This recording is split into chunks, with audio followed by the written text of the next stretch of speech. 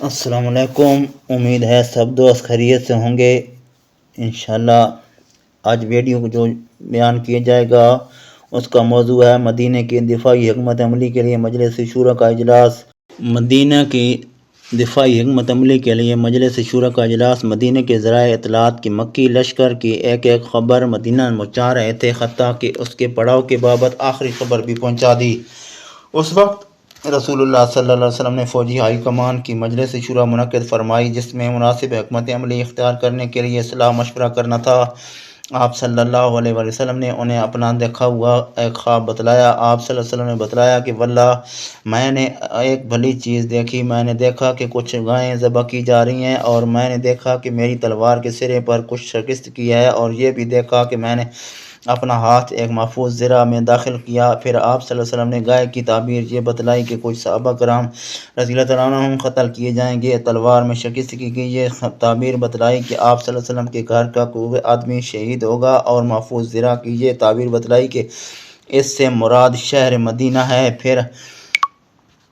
پھر آپ صلی اللہ علیہ وسلم نے صحابہ کرام رضی اللہ تعالیٰ عنہم کے سامنے دفاعی حکمت عملی کے متعلق اپنی رائے پیش کی کہ مدینہ سے باہر نہ نکلیں، بلکہ شہر کے اندر ہی قلعہ بند ہو جائیں۔ آپ اگر مشرکین اپنے کیمپ میں مقیم رہتے ہیں تو بے مقصد اور برا قیام ہوگا، اور اگر مدینہ میں داخل ہوتے ہیں تو مسلمان گلی کوچے کے ناکوں پر ان سے جنگ کریں گے، اور عورتیں چھتوں کے اوپر سے ان پر خشت باری کریں گی۔ یہی صحیح رائے تھی، اور اسی رائے سے عبداللہ بن ابی رئیس المنافقین نے بھی اتفاق کیا، جو اس مجلس میں خزرج کی ایک سرکردہ نمائندگی حیثیت سے شریک تھا۔ لیکن اس کے اتفاق کی بنیاد یہ نہ تھی کہ جنگی نقطہ نظر سے یہی صحیح موقف تھا، بلکہ اس کا مقصد یہ تھا کہ وہ جنگ سے دور بھی رہے اور کسی کو اس کا احساس بھی نہ ہو۔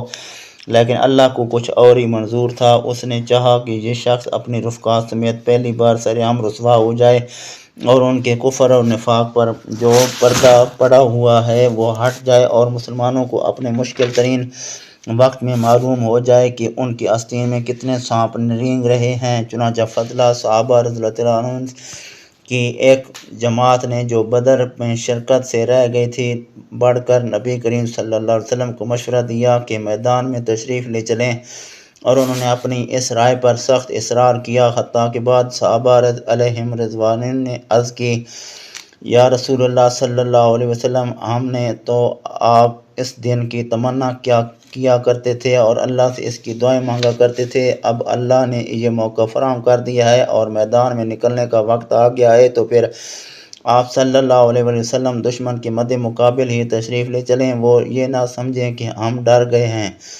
ان گرم جوش معذرات میں خود رسول اللہ صلی اللہ علیہ وسلم کے چچا حضرت حمزہ بن عبد المطلب رضی اللہ تعالیٰ عنہ سرفرست تھے، جو معرکہ بدر میں اپنی تلوار کا جوہر دکھلا چکے تھے۔ انہوں نے نبی کریم صلی اللہ علیہ وسلم سے عرض کی کہ اس ذات کی قسم جس نے آپ پر کتاب نازل کی، میں کوئی غذا نہ چکھوں گا یہاں تک کہ مدینہ سے باہر اپنی تلوار کے ذریعے ان سے دو ہاتھ کر لوں۔ رسول اللہ صلی اللہ علیہ وسلم نے ان لوگوں کے اصرار کے سامنے اپنی رائے ترک کر دی، اور آخری فیصلہ یہی ہوا کہ مدینہ سے باہر نکل کر کھلے میدان میں معرکہ آرائی کی جائے۔